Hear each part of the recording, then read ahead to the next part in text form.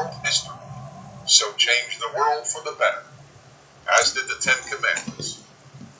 Western civilization, the civilization that developed universal human rights, created women's equality, ended slavery, created parliamentary democracy, among other unique achievements, would not have developed without it.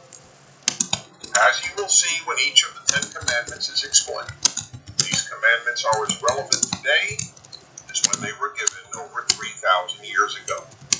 In fact, they're so relevant that the Ten Commandments are all that is necessary to make a good world, a world free of tyranny and cruelty. Imagine for a moment a world in which there was no murder or theft. In such a world, there would be no need for armies, or police, or weapons. Men, women, and children could walk anywhere, at any time of day or night, without any fear of being killed or robbed. Imagine further a world in which no one coveted what belonged to their neighbor, a world in which children honored their mother and father and the family unit thrived, a world in which people obeyed the injunction not to lie. The recipe for a good world is all there in these 10 sublime commandments. But there is a catch. The Ten Commandments are predicated on the belief that they were given by an authority higher than any man, any king, or any government. That's why the sentence preceding the Ten Commandments asserts the following. The list. God spoke all You're these on the words. list. So You see, if the you Ten either look at the Commandments, list, as great as they and are, if you're on the given by list, any human which I authority, will be on the then list, any person I'll could take the say, list who is this man Moses? and say, Who is this king I who am the reigned? list. Who is this government to And I'll tell turn me around how I should and I'll behave? hand it to the first person who I Okay, think is so why on the is list God next, indispensable after I to the close the Ten gate. Commandments?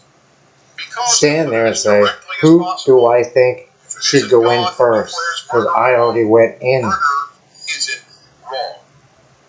Yes, this strikes many people today as incomprehensible, But even the absurd. story of heaven Many is of you are written like thinking, is that. this guy saying you can't be a good There's a person gate, if you don't believe in God? and then once Let me the respond person as clearly named as me possible.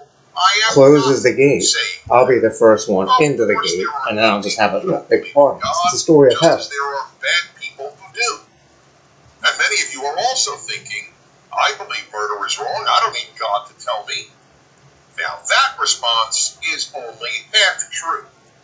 I have no doubt that if you're an atheist and you say that you believe murder is wrong, you believe murder is wrong. But forgive me, you do need God to tell you. We all need God to tell us. You see, even if you figured out murder is wrong on your own, without God and the Ten Commandments, how do you know it's wrong?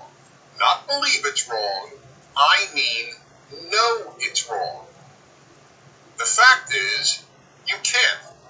Because without God, right and wrong are just personal beliefs, personal opinions. I think shoplifting is okay, you don't. Unless there is a God, all morality is just opinion and belief. And virtually every atheist philosopher has acknowledged this.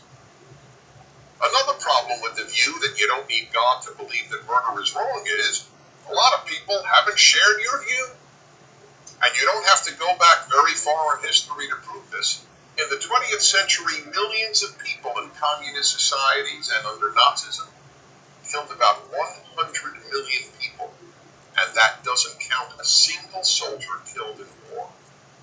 So don't get too confident about people's ability to figure out right from wrong without a higher authority. It's all too easy to be swayed by a government or a demigod or an ideology, or to rationalize that the wrong you're doing isn't really wrong. And even if you do figure out what is right and wrong, God is still necessary. People who know the difference between right and wrong do the wrong thing all the time. You know why? Because they can. They can because they think no one is watching. But if you recognize that God is the source of moral law, you believe that He is always watching. So even if you're an atheist, you would want people to live by the moral laws of the Ten Commandments. And even an atheist has to admit